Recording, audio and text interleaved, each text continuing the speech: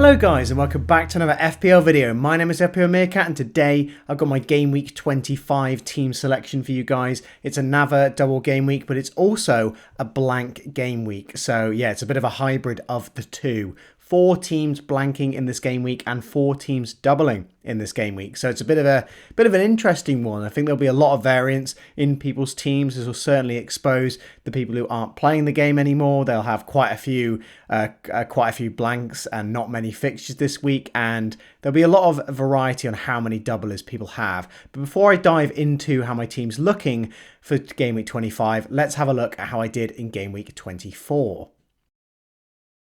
And game week 24 was yet another great game week. A green arrow of just over 100,000 places there takes me just under 600k there. It was a really nice game week. It finished a really nice game week, but for a solid day, it was a pretty horrendous game week. It started off very well with Saka and Ødegaard getting me 14 points from just the 2 players. And then the following 6 players who then played got me a combined total of 3. Yeah, it was an absolutely horrendous set of events, and it was topped off by Nick Pope getting himself sent off. What a horrendous transfer he has been for me. Not a single clean sheet since I've got him, and just to make things even worse, a red card, seeing him get -3 in my team. He decided to concede 2 goals before that as well. So yeah, a pretty horrendous buy he has been. But the game week was massively made up for the fact that I captained Rashford and he massively outscored Haaland. It gave me a really nice green arrow. Before that point, I was on about 100k red arrow. I was falling down to about 800k, but now I've risen way up, just below 600k. Really nice. I think that's the 3rd or 4th green arrow in a row. Really nice. Basically only because of Rashford and the Arsenal midfielders. Nketiah came off the bench as well for 2 points, with Mahrez falling to the bench, not playing. I decided to not make a transfer as well to give myself 2 free transfers for this game week 25. Kane in there getting an assist, getting some points there. Matoma blanking, Haaland blanking, Bueno and Trippier also blanking, but Shaw getting me some nice points with 6 there. So yeah, a bit of a mixed game week in terms of the points scored through the players, mainly being carried by a single person there, Marcus Rashford. I'm very happy that I put that armband on him. I was very 50-50 between him and Haaland. The only reason I went for him is because I thought Haaland would only get about 45 minutes, and I thought Rashford could probably do more in the time he was given. And funnily enough, Haaland played the full 90 minutes, but didn't manage to score a goal at all. Man City looked far off it in that Nottingham Forest game. Yeah, so really happy with the returns there. I was right to bench Ake as well, only 1 point, but I mean, yeah, there was quite a few blankers in the team anyway, so maybe that didn't really matter. And yeah, so a solid green arrow there, but let's have a look at how the team is looking for game week 25. So game week 25 is a double and blank game week, and as you can see there, I have got 7 players playing. No, that's actually a lie. This isn't actually how my team is going to be set up. This is how my team is going to be set up. I just like to put all the doublers on the bench, and then the blank players will sub onto the bench. It makes my game week feel a bit nicer, because throughout the week it looks like I've got a low score, and then all the points suddenly come off the bench, and it makes me feel a lot better at the end of the game week. But yeah, this is how my team would actually look at the end of the game week.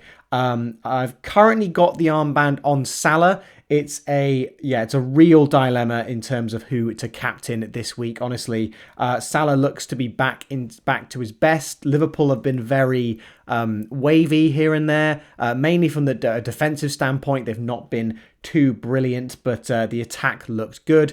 I've already made 3 transfers, so I've taken a -4 hit using my 2 free transfers, and then 1 more as well. I've brought in SALAH, Darwin and Tarkowski. I've gotten rid of Kane, Mahrez and Shaw. So Shaw obviously was blanking. It's given me 2 extra fixtures there with Tarkowski. SALAH I've managed to bring in with the money. So I've downgraded Kane to Darwin.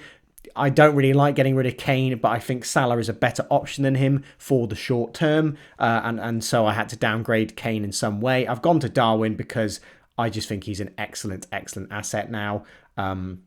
Especially for this double game week. And yeah, so I've upgraded Mahrez to Salah. I've decided to keep Rashford on the bench because I just think there's a very big chance that I want to get Rashford straight back in again for that nice Southampton fixture in 27. In terms of 26 against Liverpool, he could easily return there as well. Liverpool defences look terrible this season. And I think I've got most of the big threats in the double game week covered. I've got both of the Liverpool attackers there. I've got triple Arsenal attack. I've got Tarkowski in there as well. And I even have a Wolves defender in Bueno, who I'm hoping just starts the Fulham game and gets me a clean sheet there. I'm really not expecting anything from the Liverpool game. If he manages to get 6 points, I'll be ecstatic. Even if he gets 4, I'll be very happy. But yeah, I'm fully expecting about 2 points from Bueno. And Struijk there as well in defence. I'm recording this currently on Thursday, so I'm recording this before the Man United game and before any of the press conference news. I'm hoping that Struijk is going to be available for that game. I currently have enough in the bank to upgrade Trippier all the way to Trent Alexander-Arnold. Albeit if Trent rises at all, I won't be able to do that. To make it a full 11 if Struijk is unavailable. I'm just at the moment hoping Struijk is going to be able to play that game, give myself a full 11. And yeah, so that is the team, how the team is currently looking.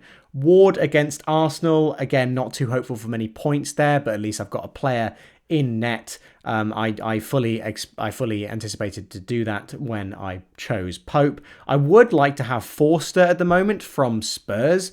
He's cheaper than Ward, and he's nailed on as Spurs starting goalkeeper for, I think, the next 4 or so game weeks. So I'd really like to have him instead. I think Spurs stand a much better chance of getting a clean sheet than Leicester do, especially this game week. But maybe the Chelsea attack can prove me wrong there. But yeah, I think Forster would stand a better chance of getting a clean sheet. Again, Tarkowski I've gone for in defence. I just think he's the best choice for a cheap defender this game week. I was eyeing up getting Trent in, but I would have to take a Nava hit to get in Trent, and I just don't think it's worth a -8 to get him in. I don't really see him punishing me that hard. He could get a clean sheet and maybe an attacking return. That would probably be the maximum I'd expect, maybe a 12-pointer. But I think, in all honesty, that it could be quite a low scorer. I imagine he doesn't get a clean sheet or an attacking return. And I think Tarkowski has definitely a chance of getting a clean sheet against Aston Villa there. Aston Villa have been scoring a lot of goals recently, so maybe that won't be the case. But Tarkowski has been a very big threat as well from set pieces. He's already scored from a corner, and he's had quite a few good chances in the recent games. And maybe they can get something against Arsenal as well. He did it before. Maybe Everton can get some points in that fixture against Arsenal. Bueno, like I said, not expecting many points. Ake as well. I'm confident that he'll start. I don't think Laporte's going to be available for this game. Again, I'm recording this before any press conference news. I think Ake will start against Bournemouth. I'm just going to keep him and play him for that game.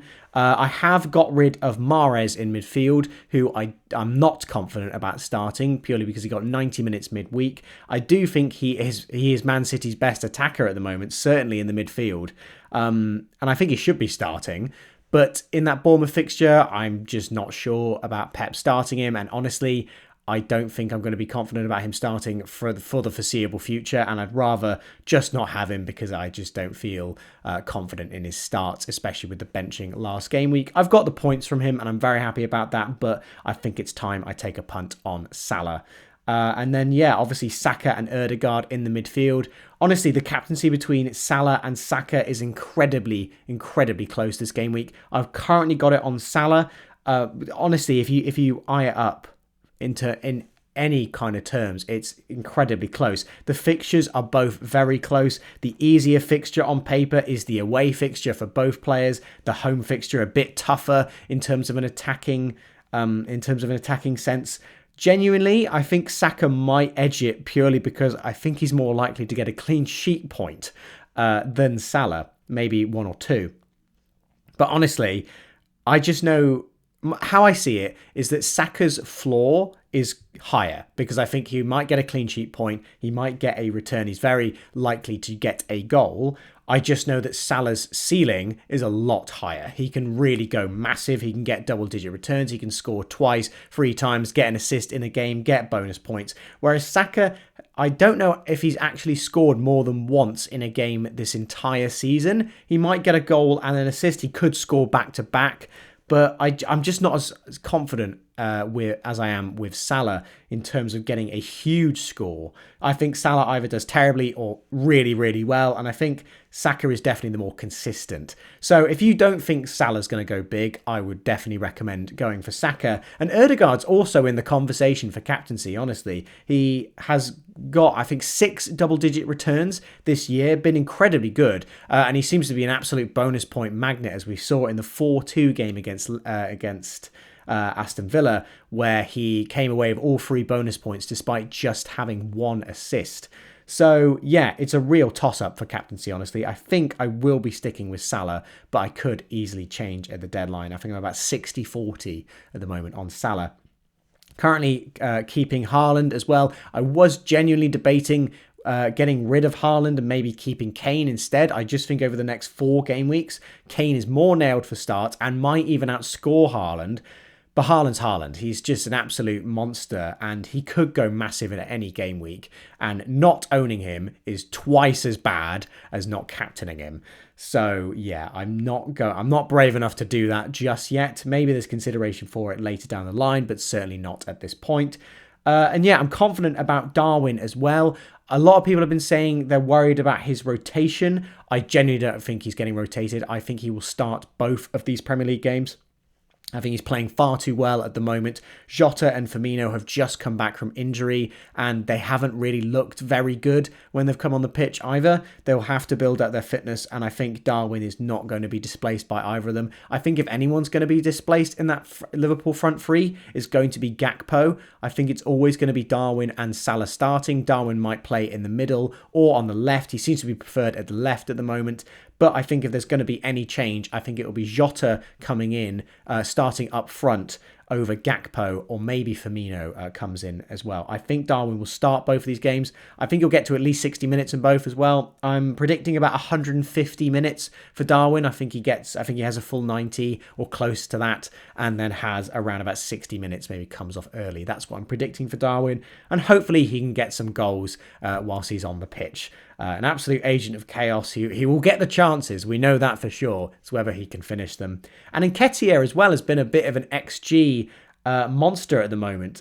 He's been predicted to score a lot of goals, but just isn't quite putting it in the back of the net. Watching the most recent games, he's been quite unlucky not to net some of them and some poor finishing in other cases. I think he's definitely got a haul in him, as the same as Darwin. But yeah, we will see how well he does in the double game week. Very happy to own all these doublers. I might take another -4 to get Trent in if I'm going to be down to 10 players. If that doesn't happen, though, I'm very happy just taking the -4. I don't like taking masses and masses of hits, but I do like a hit every now and then. And of course, bringing in a doubler for a player who's not going to play, as long as they play both the matches, has already paid itself off, even if they blank. So it's a risk worth taking. This is definitely a game week where you can afford to take hits. But let's have a look at who did the best in the mini league for game week 24. So the top scorer in the mini league for 24 is a familiar face. Jared Felon can't amount to anything. I think he was the top scorer 2 or 3 game weeks ago with 77 points and a -4 taken. 2 transfers made, and yeah, he even used the bench boost chip, which gave him a very nice score. I'm not too sure about that bench, though. I'm not 100% sure if he would have actually benched Trent, Shaw and Nketiah. I think he would have been more likely to bench the likes of me and Mudryk. Dawson had a game against Bournemouth at home, so I can see why they started there. But if you look at just the bench, 22 points from a bench boost is absolutely amazing. But yeah, Still a really high score, despite the fact he captained Haaland over Rashford, was comfortably the highest score in the mini league this week. The standout player obviously being Trent Alexander-Arnold, getting that 12-point haul that we all know he's capable of. It's just very unlikely to happen this season, given how terrible Liverpool's defence has been. We really don't see them keeping a lot of clean sheets. Newcastle's attack has been very toothless recently. However, they had a huge amount of chances in the Liverpool game. Alisson was really on top form, so maybe they were a bit fortunate to get a clean sheet in that one. Maybe Newcastle's finishing wasn't up to scratch, but yeah.